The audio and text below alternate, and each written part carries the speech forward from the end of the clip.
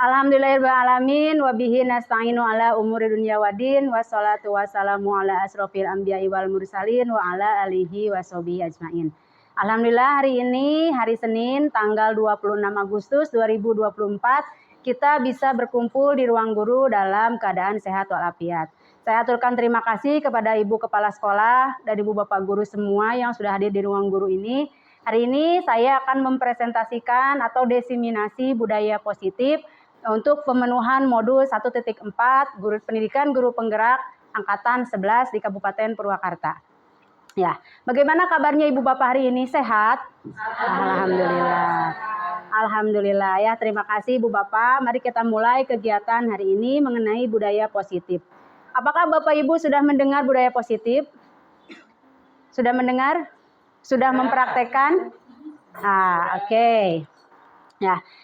Modul 1.4 ini memiliki capaian khusus. Yang pertama itu CGP harus bisa memahami apa itu konsep perubahan paradigma, stimulus, respon, dan teori kontrol.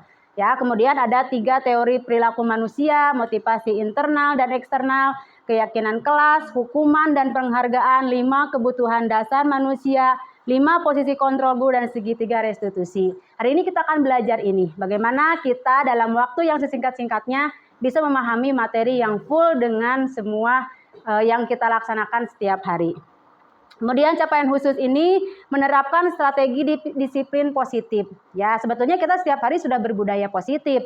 Hanya saja mungkin butuh pemahaman yang lebih supaya kita bagaimana memahami materi dengan sebaik-baiknya. Kemudian nanti menyusun langkah-langkah dan terakhir bersikap reflektif dan kritis terhadap budaya yang ada di sekolah kita di SMP Negeri 3 Sukatani. Ya, Ibu Bapak Guru, di sini ada gambar siapa? Ki Hajar Dewantara. Kenapa gambarnya ini? Tokoh pendidikan, betul sekali ya. Tepuk tangan untuk Bapak kita. Terima kasih Bapak, ini adalah tokoh pendidikan kita. Ya, makanya di pendidikan guru penggerak ini, di semua materi semuanya terkait dengan filosofi KHD. Ya, bagaimana cara kita membersamai anak, bekerja dengan penuh kesadaran dan kebahagiaan. Nah, di sini ada budaya positif atau ekosistem positif. Kita ambil contoh perbandingannya dengan hidup tumbuh-tumbuhan. Seorang petani dalam hakikatnya sama kewajibannya dengan seorang pendidik yang menanam padi misalnya. Kalau padinya mau subur, apa yang harus ditambah? Pupuk. Terus apa lagi Bu? Supaya padinya subur? Air ya, dan sebagainya. Di sini ketika kita menjadi seorang guru berarti kita harus dapat memperbaiki kondisi tanahnya, memelihara tanaman padi, memberi pupuk dan air, serta membasmi ulat-ulat atau jamur-jamur yang mengganggu hidup tanaman padi dan lain-lainnya. Anak kita adalah padi yang kita tanam. Bagaimana mereka menjadi sumber penghidupan bagi kita. Kita sehari-hari makan nasi ya, padinya harus sehat supaya nasinya pun sehat. Maka bagaimana caranya kita menanggulangi semua masalah yang ada di sekolah kita. Hamanya dibasmi, tanahnya disuburkan, airnya ditambah dan sebagainya. Seperti itu ya. Nah, ini ada pada lampiran dasar-dasar pendidikan keluarga tahun nomor 1234 tahun 1936. Januari Februari 1937. Oke, ini ada paradigma perubahan. Silakan Bapak Ibu sekarang keluarkan kertas. Kita akan menuliskan apa yang Bapak Ibu sangat dianggap penting. Di sini perintahnya, sobeklah secari kertas kecil, tuliskan benda atau sesuatu yang sangat berharga untuk Anda. Letakkan di salah satu tangan Anda dan genggam benda sesuatu tersebut dengan segala daya. Ya, jadi nanti Bapak Ibu setelah Bapak Ibu menuliskan benda apa yang paling Bapak Ibu sukai atau banggakan, silakan kepalkan. Ya, nanti Bapak Ibu berhadap-hadapan dengan temannya. Ya, apapun itu. Tidak usah benda. Tidak usah. Ada Bun. Nah, gitu sticky note. Ya, silakan tuliskan, kemudian simpan dengan kepalan tangan. Ya, nanti kalau sudah dituliskan, silakan Anda dengan teman Anda duduknya berhadap-hadapan, kemudian teman Anda akan mencoba dengan sekuat tenaga menerima dan memberikan benda tersebut. Jadi Anda itu pak kuat-kuat ya, kalau bahasa kita sehari-hari nyebutnya pak kuat-kuat. Jadi bagaimana cara Anda mempertahankan yang Anda miliki tersebut. Silakan tuliskan dulu. Ya, ini anggaplah ya. Ini anggaplah ice breaking supaya kita tidak kaku, tidak jenuh. Sudah dituliskan Ibu Bapak? Sudah. Silakan berdiri berhadap-hadapan dengan temannya. Ya. Kepalkan sekuat tenaga. Jangan biarkan apa yang Anda kepal diambil oleh teman Anda. Begitupun sebaliknya. Dua tangannya. Nah, gitu. Pak kuat-kuat. Kan satu tangan yang mengepal ya. Nah, nanti Pak kuat-kuat. Tabuneng kapayun. Nah, seperti itu. Oke, kita mulai dengan hitungan sampai 30 detik. Siapa yang paling kuat, siapa yang bisa melemahkan Ibu Bapak semua. Ya, kita berhitung 1, 2, 3, mulai. Pak kuat-kuat, silakan Pak kuat-kuat. Silakan Pak kuat-kuat, Pak kuat-kuat. Ya, Pak kuat-kuat. Ya, ya. Buatlah sebuah kepalan silakan dengan sekuat tenaga dengan berbagai cara supaya Anda tidak memberikan benda tersebut kepada teman Anda. Ya, berjuang. Ada perjuangan, ada pertahanan. Tiasa. Silakan. Sudah Ibu Bapak sudah? Sudah Ibu Bapak sudah? Sudah. Silakan tepuk tangan untuk kita semua. Siapa yang bisa menangkap? Masih di genggaman. Itu yang kita miliki, apapun itu harus kita pertahankan ya. Jadi, nah kalau misalnya suatu hari kita dengan masalah yang sangat besar, kita harus mampu mempertahankan apa yang sudah kita miliki. Tapi jika kita menginginkan sesuatu yang baru, kita harus berusaha sekuat tenaga dengan berbagai gaya untuk mendapatkannya. Begitu ya? Oke, terima kasih Bu Bapak yang sudah mengikuti kegiatan paradigma ini dengan kepalan tangan Ibu Bapak. Kita lanjutkan untuk slide berikutnya. Ini adalah perubahan paradigma teori kontrol atau ilusi kontrol. Ya, pertama guru mengontrol murid. Nah, kita setiap hari dihadapkan dengan keadaan murid yang beraneka ragam, bermacam-macam, bereka-reka. Makanya kita akan mempelajari guru mengontrol murid. Karena sebagai guru, hari ini kita adalah sebagai fasilitator. Bukan guru sebagai bukan guru sebagai senternya ya, tapi hari ini senternya itu adalah student center. Kemudian di perubahan paradigma teori kontrol yang kedua, kritik dan membuat orang merasa bersalah dapat menguatkan karakter. Jadi bagaimana cara kita mendidik anak dengan mereka kita bebani bahwa rasa bersalah mereka. Jadi bukan menghukum A, B, C, D, tapi membuat mereka merasa bersalah. Akhirnya mereka akan mengakui, kemudian besok tidak akan diulangi lagi. Seperti itu. Dan kemudian yang ketiga, semua penguatan positif, efektif, dan bermanfaat. Ya, dan yang terakhir, orang dewasa memiliki hak untuk memaksa. Kita adalah guru, kita adalah fasilitator, kita bisa memaksa anak untuk mengikuti paradigma teori kontrol ini. Tapi bagaimana caranya? Maka kita harus memahami semua budaya yang ada di lingkungan kita. Nah, kita lanjutkan. Perubahan paradigma atau stimulus respon menurut teori kontrol. Ya, di sini bisakah kita mengontrol seseorang? Misalnya Bu Ita bisa nggak ngontrol saya? Saya hari ini mau kabur aja deh. Bisa nggak Bu Ita ngontrol saya? Nah, di sini ada stimulus respon. Ya, ternyata stimulus respon itu apakah ada hubungannya dengan teori kontrol? Nah, kita lihat yang pertama. Kita mencoba mengubah orang agar berpandangan sama dengan kita. Itu awalnya dengan stimulus respon. Ternyata dalam teori kontrol kita berusaha memahami pandangan orang lain tentang dunia. Ya, tidak bisa dipaksakan, tidak bisa ditekankan bahwa harus begini tidak. Ya, karena hari ini anak kita itu generasi stroberi, ya mereka itu lemah lembut, meskipun badannya kekar tetap aja harus dengan kelembutan karena harus memahami pandangan orang lain tentang dunia. Kemudian stimulus respon yang kedua, perilaku buruk dilihat sebagai suatu kesalahan. Dan ternyata dalam teori kontrol semua perilaku memiliki tujuan. Ya, baik buruk pasti pun memiliki tujuan. Hari ini misalnya saya pulang kurang 5 menit.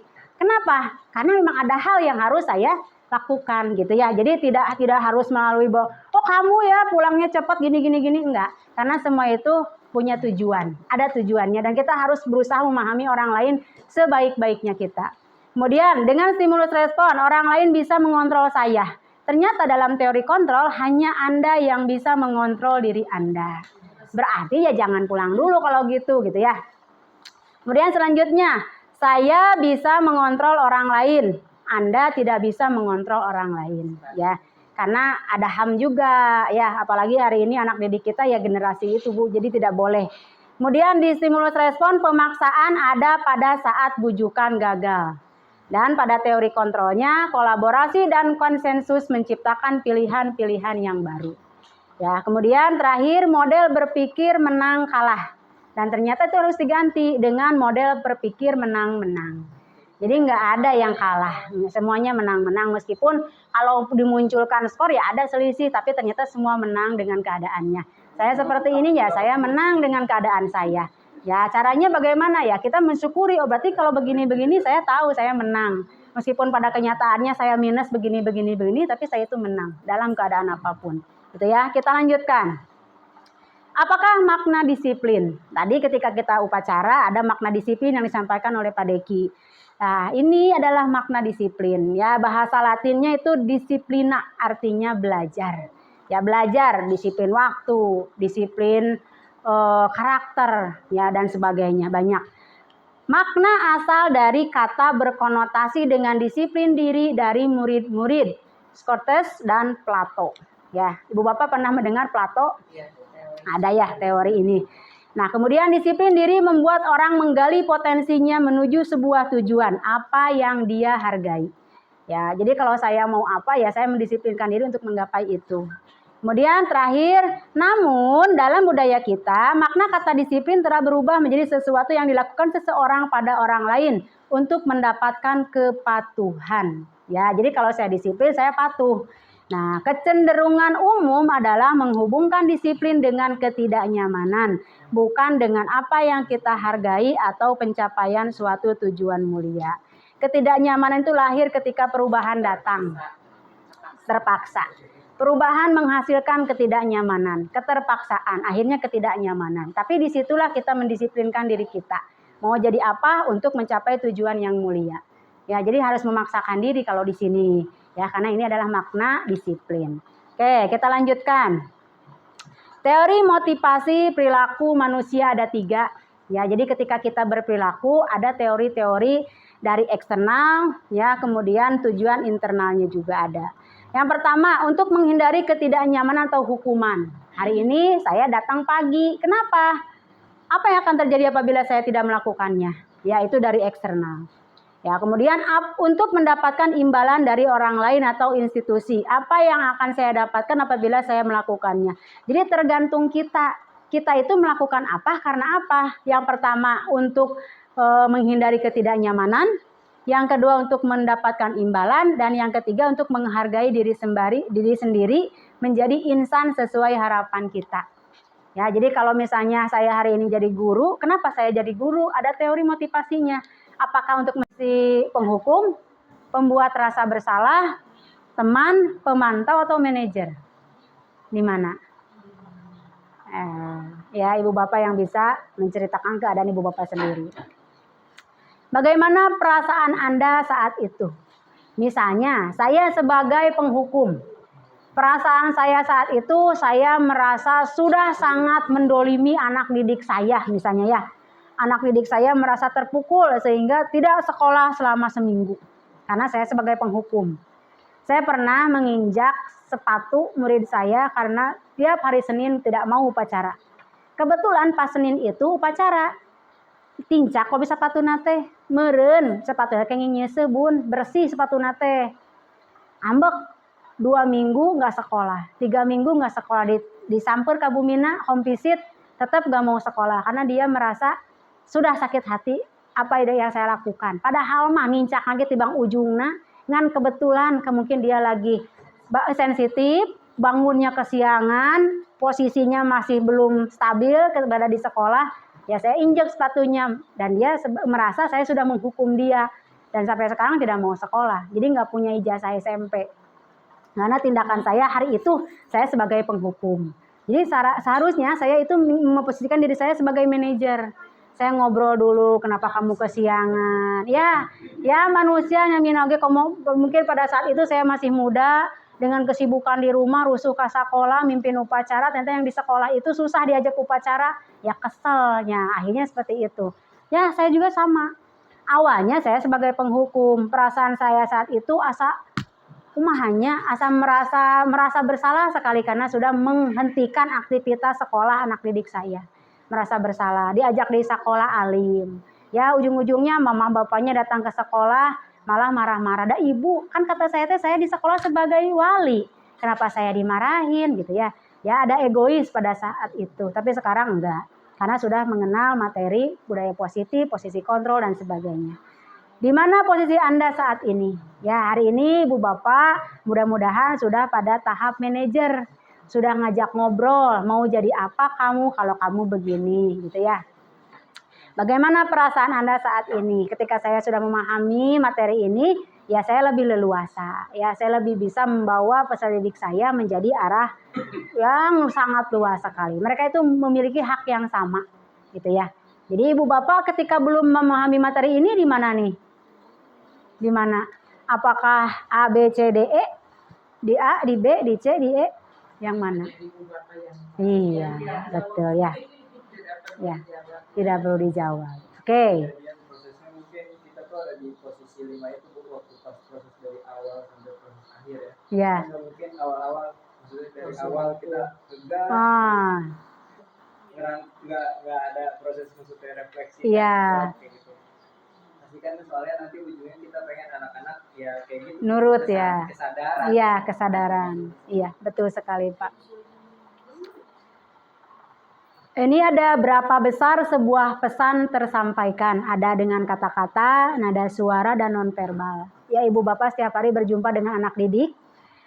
Ada dengan kata-kata, ada dengan nada suara atau nonverbal. Ya. Mana yang paling kena dengan anak didik kita? Ucapan ternyata hanya 10%. Didengar itu hanya 10%. Kalau dengan nada suara 35% dia menerima, dan sedangkan kalau kita membahasakan dengan nonverbal itu 55%. Ya cukup kita ya kalau misalnya di rumah di lingkungan di sana ya memang kita bukan guru, kita masyarakat gitu. Tapi kalau di sekolah ya kita guru, gitu wayahna. Kita sebagai penyampai pesan. Kumaha carana pesan yang dari atas sampai ke anak-anak itu dengan bahasa-bahasa nonverbal, gitu ya. Kemudian kita lanjutkan, ini ada kegiatan nada suara. Tugas Anda bersama-sama pada hitungan ketiga mempraktikkan nada suara kelima posisi kontrol dengan pasangan Anda. Penghukum, ya ini seperti tadi Ibu Bapak berpasangan, Ibu Bapak memperagakan, gitu ya. Ibu Bapak sebagai penghukum, kumaha yeuh mempraktikkan ke anak. Kemudian sebagai teman, sebagai pemantau, sebagai manajer, gitu ya. Ibu Bapak seperti apa? Nah, kemudian untuk hari ini, apa yang kamu mau? Misalnya, hari ini Ibu Bapak sedang bertemu dengan anak yang kebetulan memiliki banyak kasus atau banyak masalah. Ibu Bapak bisa bertanya, apa yang kamu mau? Ya, tanya dulu. Apa sih yang mereka mau? Ya, mereka itu mau apa? Kenapa kamu begini? Gitu ya, dan sebagainya. Kemudian apa yang sedang kamu kerjakan? Ya, kenapa anak itu kok kesiangan upacara? Kenapa kok loncat tebing? Ya, dan sebagainya, gitu ya. Kemudian, kapan saya bisa harapkan ini selesai? Jadi Ibu Bapak, kalau Ibu Bapak sebagai manajer, ya ajak ngobrol mereka. Kapan ini selesai? Masa 3 tahun di SMP 3 Sukatani mau loncat-loncat terus, gitu ya? Masa 3 tahun di SMP harus main bola terus di lapang, gitu ya? Dan sebagainya. Nah, ini ada contoh kasus, ya saya sudah menemukan kasus di kelas saya sendiri. Pada saat jam makan siang, Amira, siswi SMP 3 Sukatani terlihat menangis sendirian di dalam kelas. Ternyata Amira menangis karena tadi Alif sempat mengejek Amira karena nilai ulangannya lebih rendah dibandingkan dengan nilai yang didapatkan Alif. Alif adalah siswa yang selalu mendapat nilai tertinggi di kelasnya. Gitu ya. Jadi ketika ada kasus ini, ya saya sudah memposisikan dengan segitiga restitusi. Gitu ya. Nanti Ibu Bapak bisa pahami, bisa buka dulu videonya.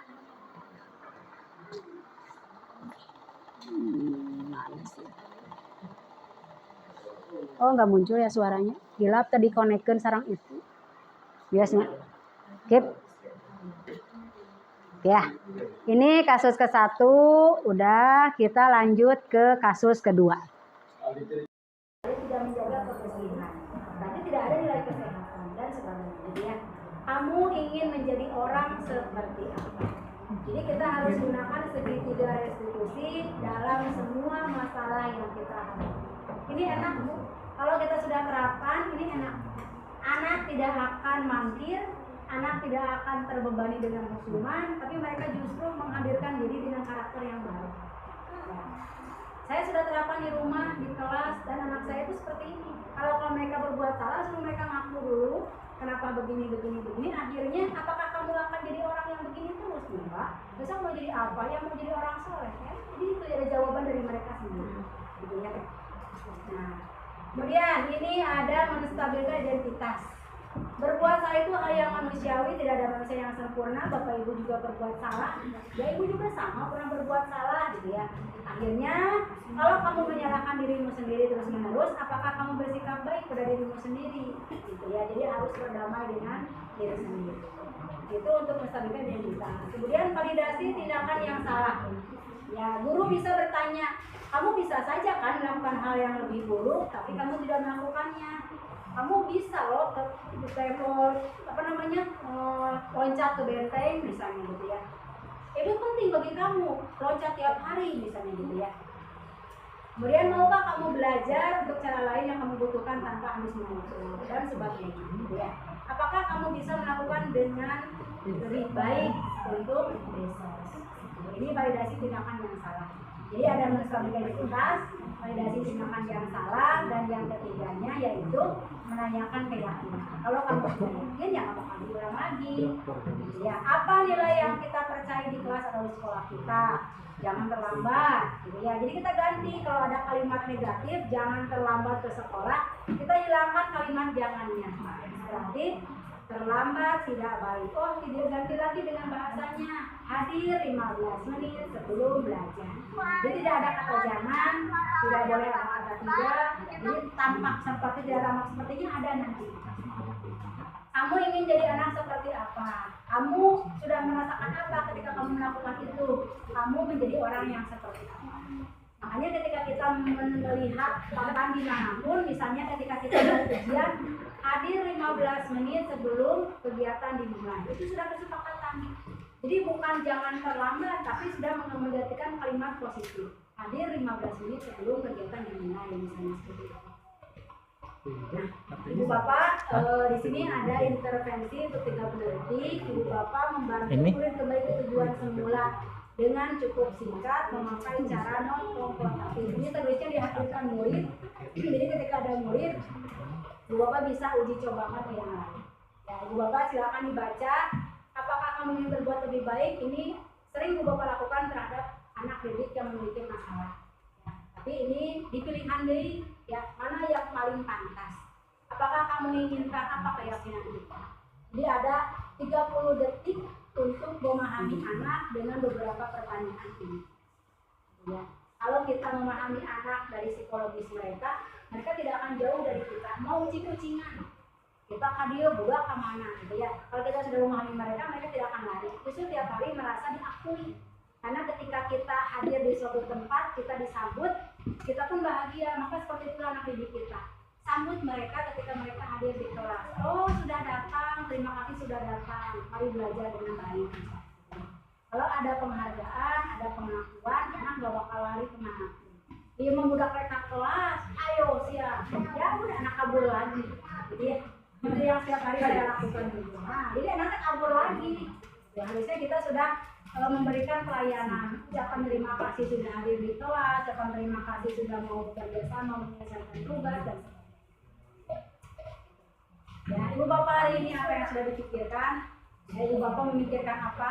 dari materi-materi yang sudah kita pelajari tadi, ya kita sudah belajar kebutuhan dasar, posisi kontrol, segitiga repetisi dan sebagainya. Ya. Ini bagian terakhir, Ibu Bapak, ini refleksi. Yang pertama, hal baru apa yang mengubah paradigma saya? Jadi saya minta 3 orang, 1 orang menjawab pertanyaan nomor 1, kemudian 1 orang menjawab pertanyaan nomor 2, dan 1 orang menjawab pertanyaan nomor 3. Ya, ini untuk refleksi kita kegiatan budaya positif selama 6 bulan. Maka siapa yang mau memberikan refleksi untuk soal nomor 1, 2, dan 3? Ya, silakan dijawab.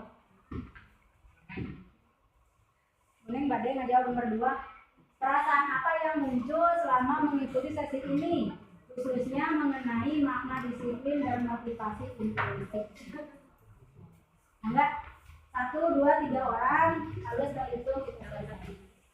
Ya, kita memberikan refleksi dulu sedikit.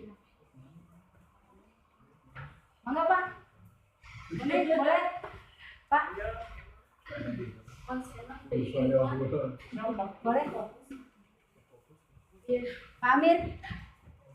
Hal baru apa yang mengubah paradigma saya? Om? Boleh Om? Nggak apa-apa. Biar cepat udahan, ini slide terakhir. Boleh Pak?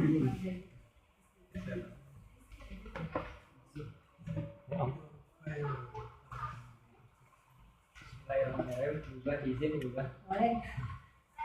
Jadi tadi selama pemaparan yang tadi udah sampaikan, ya, pasti ada hal baru, informasi baru, pengalaman baru yang ditangkap sama kita orang yang bermanfaat untuk proses pembelajaran selanjutnya, khususnya dalam rangka menangani anak-anak yang dalam tanda kutip butuh perhatian gitu. Jadi ada cara-cara ternyata yang efektif yang kita kira dulu menghukum tuh jadi cara paling efektif buat menyelesaikan masalah, ternyata ya kayak gitu. Ternyata ada cara lain kayak gitu buat bikin anak-anak tuh justru lewat kesalahannya timbul kesadaran kalau membuat kesalahan tuh ya sesuatu yang normal selama dia besokannya mau memperbaiki kesalahan itu. Kurang lebih gitu. Iya, betul. Kita berikan tepuk tangan. Mau semuanya dijawab Pak? Nggak perlu. Boleh nomor 2, siapa yang mau jawab nomor 2? Mirna mungkin bisa. Perasaan apa yang muncul selama mengikuti sesi ini, khususnya mengenai makna disiplin dan motivasi? Pak Hendi atau Bu Neng atau Bu Mel, Cucu? Kemudian pertanyaan ketiga, saya akan menjadi album yang seperti apakah setelah mengikuti sesi ini? Bun, Bunda. Yang mana? Nomor 2. Perasaan apa yang muncul selama mengikuti sesi ini, khususnya mengenai makna disiplin dan motivasi intrinsik? Ini dari awal penyajian saya simak, ini sebenarnya isinya bagaimana strategi belajar mengajar kita, khususnya di dalam kelas ya. Sebenarnya di dalam dan di luar kelas yang berada di lingkungan sekolah. Banyak hal mungkin di antara ada yang sudah tahu caranya secara menyeluruh, ada yang mungkin baru sebagian atau mungkin baru tahu sekarang. Tapi kalau baru tahu saat ini rasanya nggak mungkin, sebab kita sebagai pendidik ya, kita dibekali ilmu sebelum jadi guru itu dengan ilmu didaktik pedagogik ya seperti itu. Jadi sudah paham bagaimana cara mengajar yang baik, bagaimana cara memberikan reward atau penghargaan yang baik, bagaimana cara memberikan punishment yang sekiranya tidak menjatuhkan anak ya. Jadi banyak hal, mungkin ini sebagai cas ya Bu Biba, terima kasih kepada Bu Biba sebagai CGB Angkatan 11 memberikan penyegaran kembali kepada kami semua ya, bahwasannya dalam memberikan reward terutama punishment, sanksi kepada anak itu kita harus berhati-hati, sebab ada kalanya kita memberikan sanksi atau hukuman yang membuat anak itu akan ingat seumur hidupnya, dan itu harus dihindari dan dijauhi oleh kita semua. Bahkan seharusnya kita sebagai pendidik itu memberikan kesan yang positif selama hidupnya, sehingga dia nanti setelah tua itu selalu ingat kepada gurunya karena perlakuan gurunya yang baik. Jangan sampai kesannya tuh orang teh cenah baheula teh guru itu dikit-dikit, jangan sampai kesan yang negatif. Jadi banyak hal-hal yang positif yang bisa kita simak, kita laksanakan, dan mudah-mudahan menjadi perubahan untuk kita semua ya, terutama dalam hal mendidik peserta didik kita. Tadi kalau tidak salah ada juga dengan perlakuan sebagai teman membuat anak itu tidak mandiri, manja. Itu sepertinya ya memang kita sebagai guru dan peran sebagai orang tua juga harus seperti itu. Ya, tapi jangan terlalu sering anak meninabobokan dengan perlakuan seperti itu, karena ada penilaian yang membuat anak tidak mandiri, bahkan mungkin condong anak tidak menghargai kita ya. Kita terlalu keras itu tidak baik ya, dengan sanksi hukuman yang keras. Jadi yang lebih baik itu tadi yang terakhir, kita harus menjadi manajer.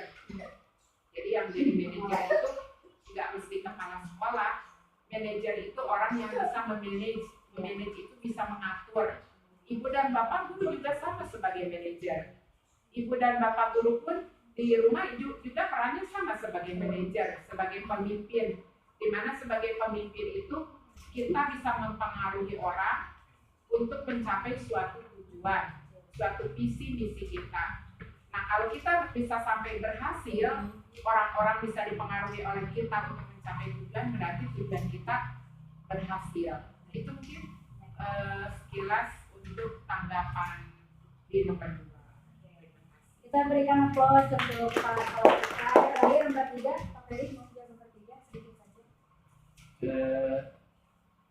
Saya akan menjadi kamu yang seperti apa setelah mengikuti ini.